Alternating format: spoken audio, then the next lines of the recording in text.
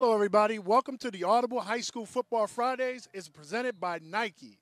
This season has arrived, and it's time to get the latest gear. Check out Nike.com for more information. And I'm here. My name is Troy Drayton. I'm here with Chris Whittingham from WQAM. And if you want to hear Chris, you can hear Chris with the Dolphin pregame show and the halftime show. We're here live at Trash Pal Stadium for the number one and the number two matchup in the state with Carroll City Chiefs, number one, versus the Miami Central Rockets, who are number two. So, what do you think about this matchup this evening? It's an incredible game. You mentioned 1 versus 2. I would dare say this is the high school football game of the country today, not just Florida. Florida is understating it. This is the high school football game of the country today. You look at Carroll City, they unfortunately have to forfeit a couple of games this week after ruling from the FHSAA, but they've still dominated everyone that they've played, even if they have a couple of losses by name. That Miami Central team knows that they're in for a difficult game today. But Miami Central themselves, no slouches, the number 2 team in this state. They've run up the score. Their only loss is in Washington, D.C. in a 5-overtime game. I'm looking forward to chatting with Roland Smith about that because I can't even imagine the devastation after playing 5 overtimes and going on to lose. But this is going to be an amazing game tonight. I'm thrilled to be here. Yeah, me too as well. So let's get to the Miami Dolphins. Let's talk about the Miami Dolphins for a minute. Miami Dolphins had a devastating loss yesterday. They played in Houston and they ended up losing 42-23. What are your thoughts about the last night's football game? Yeah, I thought from an offensive standpoint, just kind of started on a positive end. It's a third straight performance from Brock Osweiler that I'm pleased with. I'm pleased with what he delivered offensively. The throw to Amendola high and wide, it gets intercepted and you get scored on, but the Dolphins recovered in that game. I think it's a Herculean task to ask for more out of this Dolphins offense than 23 points, considering how they entered the game. They entered the game so short of talent, so short of players, that 23 points against that defensive front, and we saw it. J.J. Watt was at times getting after Juwan James. Jadeveon Clowney on the other side. Offensively, 23 points is a pretty decent output, but on the negative end, defensively, it's a second straight week and a third time in 5 games that it just seemed like a no-show. It just didn't seem like the Dolphins were really intent on stopping anything again. And I said this after the Detroit game. If you stop the run but then give a bunch of passing yards, okay, you at least committed to stopping something. But I think you saw in the Patriots game, in the Lions game, in the Texas game last night, they didn't stop either. Deshaun Watson completed 80% of his passes, had 5 touchdowns. Lamar Miller went over 100 yards. They have to commit to an identity, to stopping something, to getting after teams' weaknesses, whatever they determine it to be. I think that's the thing that you hit on that I think that you're absolutely right about is the Miami Dolphins don't have an identity. They don't have an identity offensively and defensively. And when you've known the Miami Dolphins in the past, the Miami Dolphins have been a team of defense, mad defense. And when you look at this Miami Dolphin team, I think what you see in the offense, especially in the front four, you see a very young defensive front four. I mean, it's an interior. I mean, the exterior is experience. Robert Quinn and Cameron Wake have been in the league a long time, and against a Houston, Texas offensive line that we went into the game thinking was porous, they didn't really get after him very much. No. Or at least convert their chances when they did get pressure. Absolutely. I mean, offensively, I just think that, one of the problems that we have is I think we're not being aggressive enough. Like when we're trying to go downfield, we're throwing short to mid-range passes, and we're also throwing a lot of bubble screens. We're trying to get the ball in the hands of our playmakers, and I just feel like we need more. One of the things that I feel like we need to do more, I think we need to run Frank Gore more. I think Frank Gore is one of those guys. He's that sledgehammer that you're going to need to run up in there, and you're not going to necessarily see the results in the first 2 quarters. Right. But those 3 and 4 yard runs in the first and second quarter are going to be 5 and 6 yard runs, 8 yard runs, Set up 10 play yard action. run, and you're going to see him start to wear down defense. He is one of those type of guys who definitely needs the ball in his hands. And Kenyon Drake is playing really, really well. He's a very explosive football player. 2 more touchdowns last night. Absolutely. And I mean, you get him on the edge, and he's going to make some special things happen. But I definitely feel like you definitely need to get the ball in the hands of that guy who's just going to run it up in there and wear those defenses down. Now, on the defensive side, I just think that our defensive backfield, to me, they kind of look lost. They gave up too many big plays, And at the end of the day, we were talking earlier. You said there were only 3 receivers who actually caught the football yesterday. Yeah, it was Will Fuller, DeAndre Hopkins, and then the young tight end Jordan Thomas, who caught 2 touchdowns. But that was really it. And I actually thought Xavier Howard did a decent job for a majority of the game. In the fourth quarter, it kind of fell off with his coverage of DeAndre Hopkins. But Will Fuller, his speed, I mean, how many times do we see Bobby McCain being left in the dust? And I don't want to say I feel bad for him, because the cliche in football is no one feels sorry for you, no one feels bad for you. But in my opinion, he's playing hurt. He's coming off an injury and forced himself to come back. And I don't know if he's playing at 100% right now. And when Will Fuller is blazing by, you can kind of see where, when playing hurt, ends up damaging the team in some ways. But I think Bobby McCain is giving his all. He's doing everything that he can. But physically, Will Fuller is one of the fastest receivers in the league. He's one of the most dangerous receivers in football. And I think you saw it last night, just how dangerous that he can be and how dangerous that Texans team can be. Because as much as they can't block, when they do block, which you saw last night, Lamar Miller goes for 100 yards. Yeah. Deshaun Watson has 5 touchdowns and is making plays scrambling outside the pocket. That's a talented offensive team, but as we'll probably get into some over the course of this show, defensively, I think they're just short on playmakers. It seemed, I think we can now say after 8 games, this is a turnover-reliant defense. When they're not generating turnovers like they were in the first 6 weeks of the season, they don't necessarily have it in them to get stops, possession in, possession out. I think one of the things that we have to do is we have to get back to the basics. I think running the football is getting back to the basics, getting the play action, getting our guys downfield, and also getting our tight ends involved. I haven't seen our tight ends involved a lot this year. And is there a particular reason why you're saying that? Or? Well, no, there is a particular reason, but because I love tight ends. I mean, everybody knows that. But at the end of the day, I just think that we have to fortify our front line. We have to be able to protect Brock Osweiler, and we have to get after people. I think we have to be more aggressive, and I think you see the frustration of Coach Gase. Mm-hmm. Coach Gase is frustrated because he knows what the potential of this team can be. And I think when you look at this football team, this team is in his makeup. Like, he finally has the guys that he wants. He has the receivers that he wants. He has the offensive line that he wants.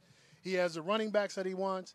And also he has the defensive players that he wants. But I think the most frustrating thing for him is not to see all those things come to fruition. So we got a guest coming up right now. We got the head coach of Carroll City Chiefs, Coach Benedict Hippolyte. How you doing, Coach? Man, I'm doing well, man. How you doing, man? Boy, I see you went to the barber. You nice and sharp today. How's everything? So Coach Hippolyte was our coach of the week last week for the Miami Dolphins. For our Miami Dolphins, play 60. So tell us what your experience was like on the field and all those things that we did. Man, it was awesome, man. Having the opportunity just to go ahead and see the stadium and just see the wonderful work that the Miami Gardens and the wonderful institution Miami Dolphins has put into just that stadium with the field and just the seating arrangements and just having the high rising over the top that blocking the sun. Man, it was awesome, man. And just watching the guys warm up before the game and just being on that sideline and just taking advantage of just that experience, man. It was I never take that for granted. Opportunities like that, not too many people have an opportunity to be in that position. So I'm just thankful for the man upstairs just allowing us to be in that position. You mentioned the opportunity. There's a massive opportunity tonight with this game against Miami Central, billed as 1 versus 2 in the state. You guys have been mowing over teams on your way here. What kind of matchup are you anticipating tonight? I think, it's going to be well coached on both sides of the football. They're a well-coached program. They have a great tradition. And so it's going to be very physical on both sides of the ball and, very up-tempo. And, man, very exciting, man. These games is where you see stars being born. And, no place we'd rather be on a Friday night right here at the Mecca in Travis Powell, displaying some of the greatest football played across the country. Now, you have one of our former player of the year in Naquan Wright. He was our former player of the year a couple years ago. Last year he was hurt. He was beat up his whole junior year. This year, Naquan is tearing up the scene. So talk a little bit about Naquan. Well, man, where there's pain, there's purpose. So I think he went through a whole lot of pain in just trying to figure out what the Lord had for his life. But whatever God had for you, no man can take. And so he went through the process of just the rehab and just continue to staying spiritually strong and believing in the man upstairs. And, you know, the question of not why me, but not why not me. You know, so just understanding that good things happen when you believe in the Lord and just continue to let him order your steps. And that's what he did. He sat out, and now this year, man, he's just playing very awesome for us. Just the leadership skills on and off the football field, within the classroom, and just each and every week, just leading the troops, man, and just playing first-class football on the football field. So I'm just real pleased to be able to have an opportunity to coach a young man like that, because a player like him comes like once every 5 years. So he's a special young man, and he's going to continue to lead us all the way to Orlando. Given the way that you guys are playing right now, I imagine there will be some college coaches that'll be here to see your guys play tonight. Where are some of your players thinking about going and perhaps committed already? What does it look like at the next level for your guys? Oh, we got a couple of guys already committed and going to some places. You talk about Central Florida, University of Miami. You got Florida, Georgia, Syracuse, those kind of things. So these guys having great opportunity just to go ahead and broaden their horizon and go into a different place, you know, and just kind of just extending their education, because that's what it's all about, going to other places and taking advantage of that education that's for free. And, you know, that's how we build our communities at Miami Gardens. We need for our young men to go ahead, take advantage of these scholarships, go ahead, get that degree. If you're blessed to play on Sundays, that's what we're talking about. We'll support you. If not, we need you to come back. Everything that you've learned in these other places, bring it back into our community. That's how we continue to expand and grow as people. Now, you have a quarterback in Daniel Richardson who's 600 yards away from being the all-time passing leader in Dade County. Give us your thoughts on Mr. Richardson. I think there's good ideas and God ideas, and that's a young man who put God first, and, you know, is a son of a preacher, and that guy is just extraordinary, just as a person. And, you know, I'm not even talking about a ball player. You know, just the pressure that you take playing quarterback, you know, taking the ball every snap and having to lead the troops play by play, just the pressure. I think people don't understand just, you know, that the pressure those kids be under at that position, and I think he does it really well, and running it a first class and just having great attitude, just approaching this business with the positive approach each and every down when it's not going well, or even when it is going well, because everybody is a leader when everything is going well. But what about when it's not going well? And I think he displayed that through the good and through the bad. You mentioned the Mecca. The Trask Powell is a brilliant place to come and play high school football, and the sense that this is not just a great game in this state, a great game in this country in high school football. What is it like in the build-up to this game in the week when you're out practicing with your guys, and is there that sort of added sense of, oh, we're playing a massive game this week? Do you have to almost try and kind of calm them down or tell them it's just another game? What's your message? No, we have a one-game schedule. Every week we want to be 1-0. We preach all year. It's not a sprint, it's a marathon. So this is just another game on the schedule that we have to continue to go out and play and get ready for the next one. So we just want to have a 1-0 mentality. The game is big because we're involved in it. Make no mistakes about it. But like I tell these guys, even if we're playing HML, even if we're playing Dr. Crop, whatever, how some people don't highly anticipate those games, that's a big game for us. Each game is a learning curve, a learning opportunity that sets us up for the next game. So you just want to continue to gain that experience and just continue to take that 1-0 mentality and not putting any added pressure onto the game. All of this is good and whatever, but we also understand that if we're not where we're at in December, the goal is not where we want it. So just 1-0 attitude and just continue to run the marathon. Along the journey, it's a lot of adversity that we have to endure, and we understand that. So, you know, not a sprint, just a marathon. Well, I know we spoke a little bit on Sunday during the Miami pregame, and we talked about how do you keep your team focused. You know, you're at the top, and everybody's gunning for you. So what methods have you used to keep your team focused and not having them get big heads or get complacent?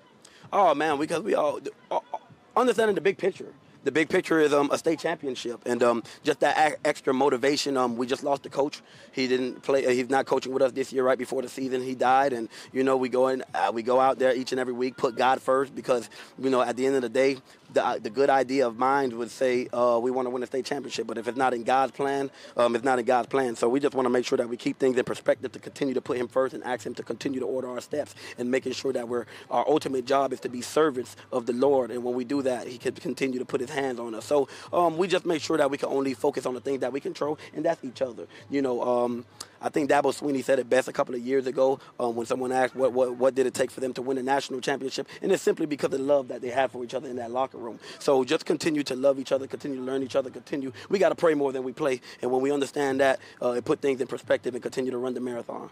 Well, Coach, I appreciate you coming on the show. I know you got a big task ahead of you. Good luck this evening. I know it's going to be a tough football game, but one person has to come out victorious. The people who make the most plays and the people who take the ball away typically are those are going to be the winners. So thanks a lot tonight for coming on the show, and we would definitely appreciate you. And we'll hopefully see you down the road in the big show, because ultimately that's your goal, is to be state champions.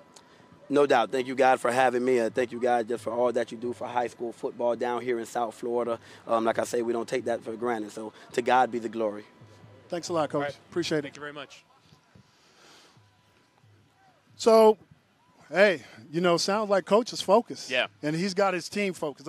We had a conversation during the game last week, and I was asking him, I said, Coach, how do you keep your guys focused? Because, the hardest thing for a coach is to get all of his players on the same page and walking in the same direction.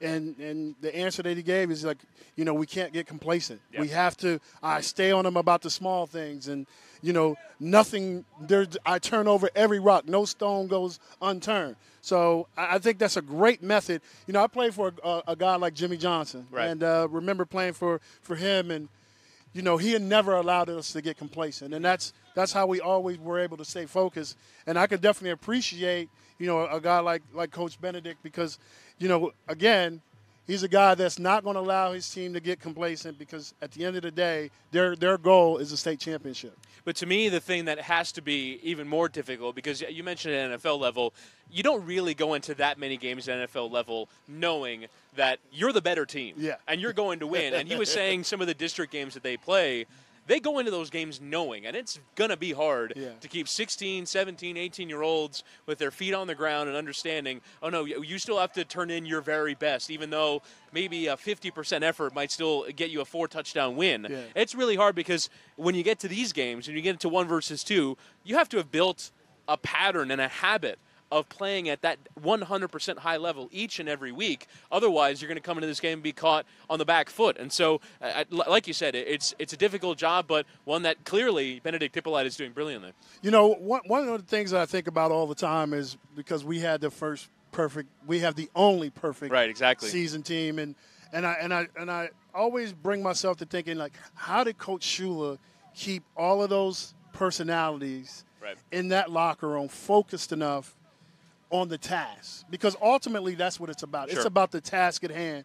We have one purpose and one purpose only. Our purpose is to win each and every game and to go out and to win a Super Bowl.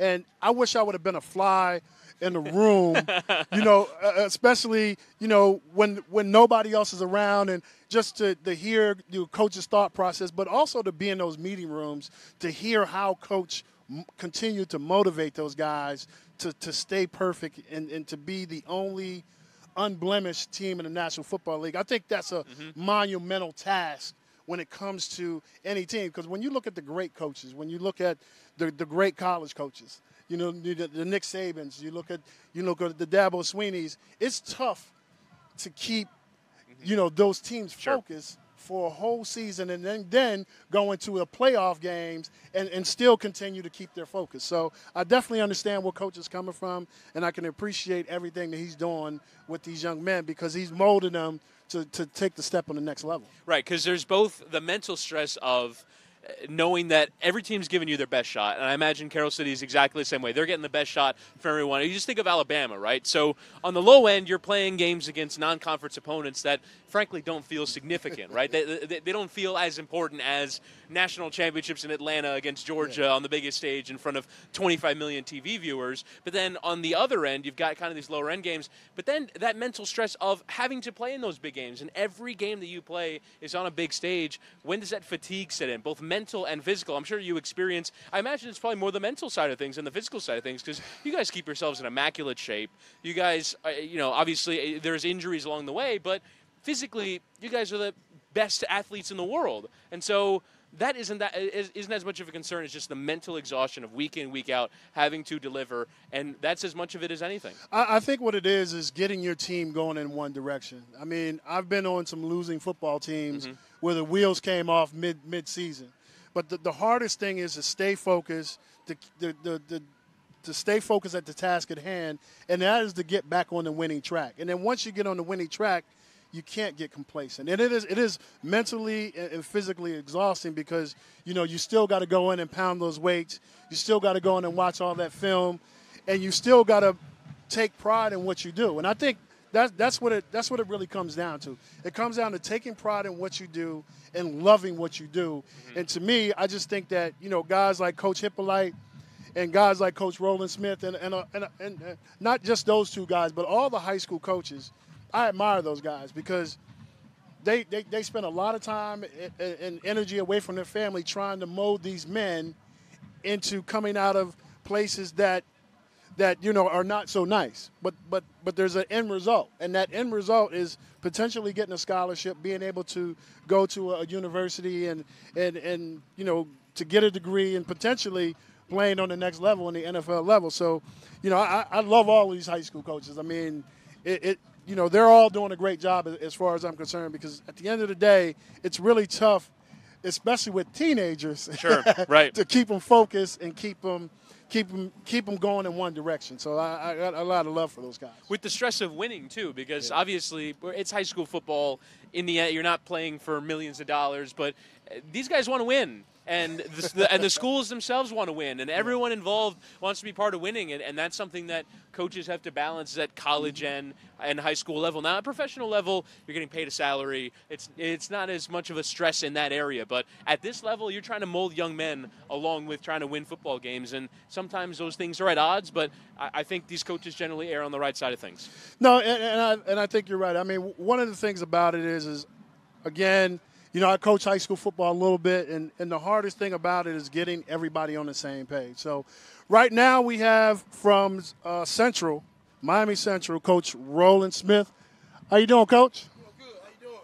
Man, I'm doing outstanding, Coach. I like all that pink you got on there. We represent Breast Cancer Awareness Month, last game of the season. We want to make sure we recognize, the cancer awareness people. Okay. So let's get into it, Coach. I mean, you got a big game tonight. I mean, you're playing a great team in the Carroll City Chiefs, and you're a great team with the Rockets. So describe what you think this game is going to be like tonight. Well, it's going to be two great teams going after it. It's for the district championship. Last year was a battle. We beat them last year. We was down 13-0, had to come back. But this year we don't want to be down, before half. We want to make sure we come out a little faster than we did last year and make sure we have a good game, clean game, offensively, defensively, and special teams-wise. And we're starting to experience some of the atmosphere already. What are these nights at the Mecca, at Travis Powell, like against it's a game that with not just local or even statewide spotlight, this is a national high school game of the week when you consider the two teams playing at this stadium. I imagine this is what you live for, what the program lives for, what those players want to experience. This is a highlight of their lives kind of evening. What is it like to sort of entering it from that standpoint? I wouldn't want it any way other than the way it is tonight. Anytime you get a chance to play with two marquee teams like us, myself, Miami Central, and Carroll City, it's going to be a hell of a game. And, Coach Benedict does a tremendous job over there at Carroll City, him and his coaching staff, as well as me and my coaching staff. We do a tremendous job there at Miami Central. But our kids know when they sign up to come to Miami Central that they're going to play in big-time games of this magnitude year in and year out. Coach, I've known you for a long time. And, we've been friends for a long time. Yes, Troy. I did not know that you played for the Dolphins. Well, I'm not one of those guys that like to brag, anything like that, about my accomplishments. That's in the past. But, yes, I was an 8th-round draft pick by the Miami Dolphins. Me and my teammate, Randall Hill, was drafted the same year. He was a 1st-round draft pick. And, I enjoyed my time there with Shula. But, Hey, and now God has blessed me to coach at the high school ranks, to work with young men at the high school level, the student athletes, and I'm just thankful to have the opportunity to do what I'm doing at the high school level. How much of Coach Shula's influence is now on you as a head coach here at high school level? Oh, man, Coach Don Shula and Coach Jimmy Johnson, Dennis Erickson, guys who coached me and my high school coach, Coach Roger Coffey, they was a big impact in my life. I didn't have that father figure at home. I was raised up in a single-parent home with my mother. Not to say my father wasn't in my life. He came in my life and did a tremendous job for me, but my coaches was my father figures away from home, when I wasn't with my family. So, I learned a lot from those guys, and every time I make a decision with my team, I always think of what those guys would have done to make my decision. Coach, one of the things that I noticed over the course of time, especially I've been watching your football team, and again, like I said, I know you pretty well. This is one of the biggest Central football teams that I've seen ever. I'm not talking about number of kids. Yes. I'm talking about size. Okay. Is my eyes deceiving me? Nah, the kids are getting bigger and bigger each and every year. We do a tremendous job in the weight room. I got to give it up to my strength and conditioning coach, Coach Savage Joseph and Pierre Sonatas. They do a tremendous job, making sure our kids, train real hard year round in the weight room. And I got to give all the credit to them. And we got some big kids, but we also developing their bodies while they're there with us. In terms of this game tonight, you only come in with one loss, and that one loss was a 5-overtime game in Washington, D.C. Can you describe for our viewers tonight what that game was like? And in the end, you didn't come away with the result, but what did you learn from it? And every time we leave the state of Florida and the city of Miami, and we always want to represent 305 in our Tri-County area. And we was kind of disappointed because we felt like we let the whole city down. So whenever we go on a national stage and play, our kids fought. They was hurt. And they fought. They should have won. We should have won in 2 other overtimes. We was at the 1-yard line. The ball went over, my running back head, and then we had the ball at the 10-yard line. All we had to do was just make sure we didn't fumble the ball and kick a field goal or either score, and we'd have won in the second or third overtime. But those things happen. So I think we learned a lot from that, and they don't want to feel that feeling again. So they want to continue to win. Another thing that I noticed, Coach, this year, you had some great running backs come through your programs. But this year, it seems like you guys are really balanced. Yes. Like you're running the football, but you're also throwing the football a lot more than I've ever seen a Miami Central team is throwing the football. Well, this is one of the better wide receiver corps I had in a long time as far as a group. You can't take one guy out. We got 5 to 6 guys that can beat you night in and night out. So you just pick your poison. If you want to take away one of them, we got another guy that can step up and take away mismatches. So we just have to do a tremendous job as coaches to make sure we find the mismatches and go. And the quarterback have to make the right reads to make sure he hit the right receiver to make big plays. And you're right, we do have a good group of wide receivers this year, and I'm ecstatic about our receiving corps this year. One of the things that this area takes pride in is sending players to the next level, to get a high school and an NFL level too. Miami and Fort Lauderdale are 2 of the top 3 cities in the entirety of the NFL in terms of export. So who do you have on your team this year? You're always sending players to that next level. Who are some guys right now that are committed or thinking about going to different FBS institutions? Man, we have several guys that's committed to schools. My quarterback is committed to Marshall. My 2020 kids committed to the University of Miami, but that's not stopping a whole lot of schools from coming in to see my kids. Just this week you had LSU and Ole Miss, come in, and Ohio State today. So, you talk about, you name them, they've been by. Alabama be coming by soon. So we have those type of players in our program, and we're proud of what we do at Miami Central, because the one thing we know, when you come through our program, we develop you to be a great student athlete when you leave our program and be successful at the next level. One thing I know about you is this: you're always aiming for the highest thing. Yes. And you're going for potentially your 9th state championship. How is that as a coach? And who has been, I know we talked about Don Shula. Yes. But you also played at Northwestern. Yes. Talk about what you've taken from that program and how all the things that you learned from Northwestern and from these coaches have bled into the Northwestern program. I think even coming up from the boys club, Northwest Boys Club to Miami Northwestern, I was one of those players and was a player's coach. I did what the coaches told me to do, and I was a winner. I never lost a championship game at any level until my first year as the head coach at Miami Northwestern. We lost to Apopka, Warren Sapp High School, and I never heard the end of that. But when I lost that championship game, I said to myself, if I ever go to a championship game again, I would never want to see that feeling. Nobody remembers the first loser. That's what I felt like. You know, my family came to the hotel, tried to cheer me up, and we played a state championship game in Tallahassee. And I just wanted to be alone. So we just try to make sure we, execute our game plan week in and week out, so I won't feel that feeling again. Well, Coach, thank you. I know we want to get you back to your guys because I know you're ready to prepare for a good game. Thank you for coming on the show again, Coach, and good luck this evening. Thank you, Troy Drayton, for having me, and the Miami Dolphins for having me on this set tonight, and I appreciate everything you all do for high school athletics. Thank you very much. Right. Thank you very much. All right. Good luck, Coach. Okay, thanks. Wow. So, I mean, I'm ready. This is going to be an amazing game tonight. You know what? I feel like I want to go out there and suit up and run through the one of the things I really miss is actually running through the tunnel. Yeah. Like, every time. There's one right there. Yeah, I'll hold your mic and you can run if you want. I might try, but I'm not going to run. But let's get back to talking about the Miami Dolphins. Sure. I mean, again, this is a big high school game. Yes. But we also want to talk about the Miami Dolphins. We got 10 days off until the New York Jets. Yeah. You're talking now. You think this is a rivalry between the Carroll City, and Miami Central? I don't think there's another rival, especially in the NFL, that rivals the New York Jets and the Miami Dolphins. In all of sports? That's a big call. I know. That's a big call. But you know what? I've played in it, so to me, I'm a little biased. But yeah, just in terms of the grand scheme of the season, it's a huge game because the Jets will play this weekend. They have a record of 3-4. If they win, this will be 2 4-4 teams that'll be kind of at a crossroads. If they win, then they kind of go on and can start to mount their playoff challenge. If they lose, then from a Dolphin standpoint, then you're facing an away game against Green Bay before going on the bye. So I think this is a massive game coming up next week.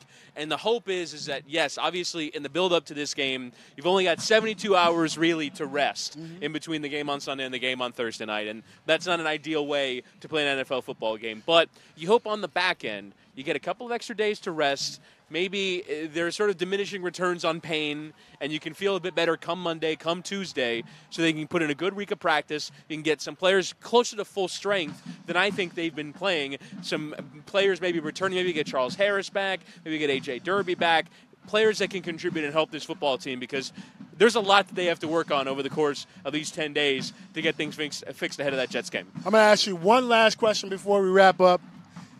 Is this a must-win for the Miami Dolphins? I'm going to say yes because, and we were talking before the show, that the AFC playoff picture right now looks like it's going to require 10 wins to get in. It looks like either Kansas City or the Los Angeles Chargers are going to win the West, and for me, be the first wild card. So those are the teams right now that I'd favor for those two spots. And then you look at the North between Pittsburgh, between Cincinnati, and between Baltimore. You'd have to think one of those teams is going to win the division. The other team is going to at least be very competitive to get in for that final place. The Dolphins already lost to Cincinnati and don't have any more games against those teams. And so the Dolphins are going to have to keep pace. 4-4 already is a hole to climb out of. They're going to have to win 6 of their next 8. And so when you're looking at away games against the Green Bay Packers in a semi-primetime setting, it'll be a 4:25 game. It was announced this week. The Dolphins are going to have to figure out how they're going to recover because they're going to need to turn in some solid performances down the stretch in order to make the playoffs or even be competitive in that playoff race. Well, Chris, we're going to have to do this again sometime. I mean, to me, I think we definitely replaced the A team. We are now the true A team. So thank you to Nike for bringing us the Audible High School Football Fridays. We are live from Trash Pal in South Florida, and we're excited to be a part of high school football season with Nike. Thank you, guys.